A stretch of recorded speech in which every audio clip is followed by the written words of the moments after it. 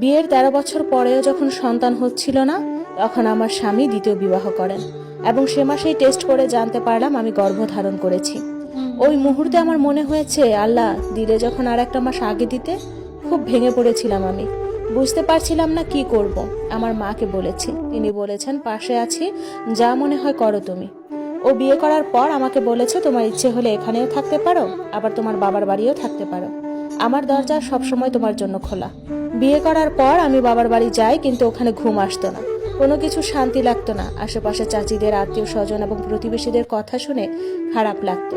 আমাকে সরাসরি কিছু বলতো না, তবে ঘুরিয়ে পেঁচিয়ে বলতো। বাপের বাড়িতে আমার কদর কমে যায় একদম। ওখানে 2 দিন থাকার পর আবার চলে আসি। এখানে আসলে কলিজা ফেটে যেত। আমার স্বামীকে অন্য কেউ জড়িয়ে ধরছে, নাস্তা দিচ্ছে, আমার সংসারটা সামলাচ্ছে। আমার সাথে শ্বশুর বাড়ির সবাই কথা বলা কমিয়ে দিল। সবাই নতুন বউটাকে নিয়ে মাতামাতি করত, আর আমি রুমে দরজা বন্ধ করে বসে থাকতাম। তখন মনে হতো বাপের বাড়ি চলে যাই। এখানে কয়েকদিন থাকার পর বাপের বাড়ি গেলে সেখানেও ভালো লাগতো না, আবার একা একা চলে আসতাম। কান্নাও আসতো না আমার, নামাজ কালামেও মন বসতো না। আমার শাশুড়ি বলতো, তুই চলে যা। সবাই ঘুরিয়ে ফিরিয়ে বলতো, চলে যাও। গর্ভধারণের বিষয়টা প্রায় 15 দিনের মতো কাউকে বলিনি। 15 দিন পর আমার স্বামীকে জানাই।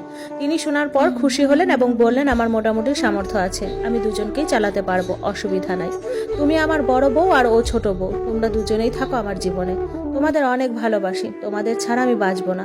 আমি মনে মনে হেসে বলি, হারামজাদা, তুই আমাকে ছাড়া ঠিকই বাঁচবি, শুধু ওরে ছাড়া বাঁচবি না সেটা বল। তারপর উনি ভাগ করলেন, আমার সাথে সপ্তাহে 2 দিন থাকবেন এবং নতুন বউয়ের সাথে বাকি দিন রাত্রি যাপন করবেন। আমার ভাগে বৃহস্পতিবার আর শুক্রবারগুলো পড়েছিল। বৃহস্পতিবার আর শুক্রবার আসলে আমি বাবার বাড়ি চলে যেতাম। আমি স্বামীকে খুব ভালোবাসি, তবে এখনকার এই চেহারার মানুষটাকে না, আমার কান্না আসতো না। তবে আমার বিয়ের ছবিগুলো নিলে কান্না আসতো মাঝে মাঝে। আমি বউসাজ অবস্থায় পাশের শেরওয়ানি পরিহিত স্বামীটাকে অনেক ভালোবাসি। আমি তাকে ফিরে পেতে চাই। সুন্দর সময় ছিল আমাদের জীবনটাতে, কিন্তু একটা সন্তানের জন্য হাহাকার ছিল। সময়ের সাথে মানুষের চেহারা, চামড়া একই থাকলেও চামড়ার ভিতরে নফসটা বদলে গিয়েছে, ঘৃণা হয়। আমি খেতাম না, কেমন শুকিয়ে কালো হয়ে গিয়েছিলাম। মার কাছে গেলে মা ফলমূল খাওয়াতো, আমি খেতাম না। আমার শাশুড়ি তো নতুন বউ ছাড়া কিছু বুঝতো না, আর ননদ ননাসগুলো তো আরো বাড়ে। তাদের নতুন ভাইয়ের বউ অনেক ভালো বউ। আজীবন আমি রেধে বেড়ে খাওয়াইছি, সেটার কোনো মূল্য নাই। যে পাতে খেয়েছে সে পাতে মূত্র ত্যাগ করেছে, এরকম একটা অবস্থা। আমার স্বামী নতুন বউকে নিয়ে ঘুরতে যেত প্রায় সময়, আর আমি সেটা দেখতাম। কান্না একটু আসতো না, আমাকে জিজ্ঞেসও করতো না, তোমার কি খেতে মন চায় বা তুমি কি খাবে। ও ভালো কথা। আমার রান্না কেউ খেত না, কারণ আমার রান্না মজা নাই, আমি রান্না করতে জানি না। এজন্য নতুন বউ আমার শাশুড়িদের সাহায্য নিয়ে রান্না করতো, আর আমি রুমে বসে বসে টাইমে টাইমে খেতাম। আর মানুষকে বলে বেড়াতো আমাকে অনেক সুখে রাখছে। নতুন বউ বয়সে আমার চেয়ে অনেক ছোট। একদিন ওকে বলি, বোন বৃষ্টি আসতেছে, ছাদ থেকে কাপড়গুলো নিয়ে আয়। আমার স্বামী তেলে বেগুনে জ্বলে উঠছে, কারণ আমি তার নতুন বউকে কেন তুই করে বলেছি। আল্লাহর গজব পড়ুক এমন স্বামীর ওপর। আমি বুঝতেছিলাম না তখন কি করব। দেখতে দেখতে আমার ডেলিভারি টাইম আসে। যেদিন আমার পেইন ওঠে ওই দিন আমার স্বামী তার নতুন বউয়ের বাড়িতে দাওয়াত খেতে যায়। তখন মোবাইল এত সহজলভ্য ছিল না, তাই খবর দিতে পারি নাই। আমার এক চাচাতো যা আমাকে মেডিকেলে নিয়ে যায়, আমার সাথে আর কেউ যায়নি, কারণ আমার শাশুড়ি বুড়ো মানুষ, উনি নাকি কিছু চিনে না, আর আমার ননদ ননাস এর জামাইরা বিজি, এজন্য। আমার ডেলিভারির খরচ আমার মা বহন করে। আমি নর্মালে 2টি যমজ পুত্র সন্তানের জন্ম দিই। সরকারি মেডিকেলে 3 দিন থাকার পর আমি আমার বাপের বাড়ি যাই।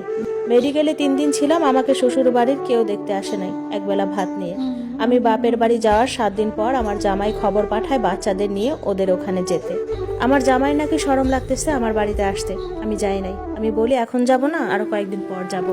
9 দিন পার হওয়ার পরেও আমি নাম রাখি নাই বাচ্চাদের। মনে করছি শ্বশুর বাড়ির লোকেরা আসলে তখন রাখবো, কিন্তু কেউ আসে নাই। পরে আমার এক চাচা, উনি মৌলভী, উনি আমার বাচ্চাদের নাম রেখে দেয়, কোনো আয়োজন অনুষ্ঠান ছাড়া। আমার বাপের বাড়িতে সবাই ছিছি করে, বলে বাচ্চা হয়েছে এত বছর পর, অথচ কেউ দেখতে আসে না। আমার বাপের বাড়িতে আমার মূল্যায়ন একদম কমে যায়। আমাকে তেমন কেউ সাহায্য করতো না। বাচ্চাদের কাঁথা, জামা কাপড় সব আমি ধুতাম। মাও কেমন যেন অবহেলা করতো। আমার বাচ্চাদের কেউ একজোড়া কাপড় পর্যন্ত কিনে দেয়নি। পরে আমার 1 ভরি গয়না বিক্রি করে বাচ্চাদের প্রয়োজনীয় জিনিসগুলো কিনি। মার বাড়ি 20 দিন থাকার পর আমি চলে যাই শ্বশুর বাড়ি, কারণ এখানে আমি বাচ্চাদের খরচ বহন করতে পারছিলাম না, এজন্য। শ্বশুর বাড়িতে যাওয়ার পর আমার স্বামী বাচ্চাদের কোলে নেয়। আমার জামাইয়ের নতুন বউকে ডেকে বলে, দেখো তোমার ছেলেদের। তার কোলে দিয়ে বলে, এগুলো এখন থেকে তোমার সন্তান, অবহেলা করো না। আমি ওর কোল থেকে আমার বাচ্চা কেড়ে নিতে গিয়ে আমার ছোট বাচ্চাটা নিচে পড়ে যায়, তার সাথে সাথে কান্না করে ওঠে। আমার স্বামী ওই অবস্থায় আমাকে গালাগালি করে, চুল ধরে পিঠের মধ্যে অনেকগুলো ঘুষি মারে। আমি কান্না করতে করতে বলি, আমার বাচ্চা এগুলো, আর কারো বাচ্চা না। আমাকে কেউ একটু ধরতেও আসে নাই যখন মারছিল। মানুষ কতটা অমানুষের রূপ নেয় তা আমার স্বামীকে না দেখলে বুঝতে পারতাম না। তারপর ওরা চলে যায় আমার রুম থেকে। আমি আমার বাচ্চাদের নিয়ে অনেক কান্না করে বলি, তোদের মা আছে, আমি মরি নাই, তোদের আমি ভালোবাসি। কয়েকদিন পর আমার স্বামী যখন আমার রুমে আসে তখন বলি, আমার ছেলেদের আকিকা করাবে না? উনি বলে, এখন টাকা নাই, পরে করব, ওদের মুসলমানির সময়। তারপর বাচ্চাদের আদর করতে করতে আমার দিকে তাকিয়ে বলে, কেমন বুড়া হয়ে গেছো, তোমার দিকে তাকাতেও ঘৃণা লাগে, পেটটা কত বড় হয়ে গেছে, কেমন যেন আমার নানি নানি টাইপ হয়ে গেছো। আমি হেসে হেসে বলি, আমার কথা বাদ দাও নাতি, তোমার নতুন বউ নিয়ে সুখে থাকো। সে হেসে বলে, মাশাআল্লাহ, আমার নতুন বউ আকাশের চাঁদ। আমি বলি, আল্লাহ তোমাদের আরো সুখ দিক। আমি বলি, আমার বাচ্চাদের টিকা দিতে হবে কালকে। বলে, আচ্ছা ঠিক আছে, নিয়ে যাব। পরের দিন ও আর ওর নতুন বউ রেডি হয়ে আসে আমার বাচ্চাদের নিতে। আমি বলি, তোদের হাতে তো আমি বাচ্চা ছাড়বো না, আমার বাচ্চা আমি নিয়ে যাব, আমি বাচ্চার মা। তখন আমার স্বামী আমাকে বলে, তোমার সাথে বাহিরে যেতে আমার শরম লাগে। আমি কিছু বলি না, বলি, টাকা দাও, আমার বাচ্চাকে আমি নিয়ে যাব। পরে আমাকে 60 টাকা দেয়। আমি সরকারি মেডিকেলে নিয়ে টিকা দিয়ে আসি। 2 বাচ্চা একসাথে কোলে নিয়ে যায়, আমার সাথে কেউ যায় না। মেডিকেলের এক আয়া টিকা দেওয়ার সময় সাহায্য করে আমাকে। মেডিকেলে আমার অনেক সময় লাগে, কারণ টিকা দেওয়ার ফলে বাচ্চার অনেক কাজ ছিল। সবাই বলতেছিল আমি একা কেন, কেউ সাথে আসে নাই কেন। অনেক কষ্টে বাচ্চাদের নিয়ে বাসায় আসি হেঁটে হেঁটে, কারণ আসার আর গাড়ি ভাড়া ছিল না। 20 মিনিট হাঁটতে হয়েছিল বাচ্চা দুইটা নিয়ে। বাসায় এসে বাচ্চাদের রেখে একটু বাথরুমে যাই। বাথরুম থেকে শুনতে পাই আমার স্বামী আমার শাশুড়িকে বলছে দুধ রোজ নিতে, কারণ আমার স্বামীর নতুন বউ গর্ভধারণ করেছে। আমি বাথরুম থেকে বেরিয়ে অনেক হাসি। বাচ্চাদের কোলে নিয়ে রুমে এসে আমার স্বামী আমাকে বকা দিচ্ছে, কারণ বাচ্চারা কাঁদছে কেন। আমি নাকি মা হওয়ার যোগ্যতা রাখি না। আল্লাহ ভুল করে আমি ভুল মানুষকে বাচ্চা দান করছে, কারণ আমার বাচ্চারা কাঁদছে টিকার ব্যথায়। সে একটু মায়া মহব্বতও দেখালো না। আমার নিয়তি এতটাই খারাপ।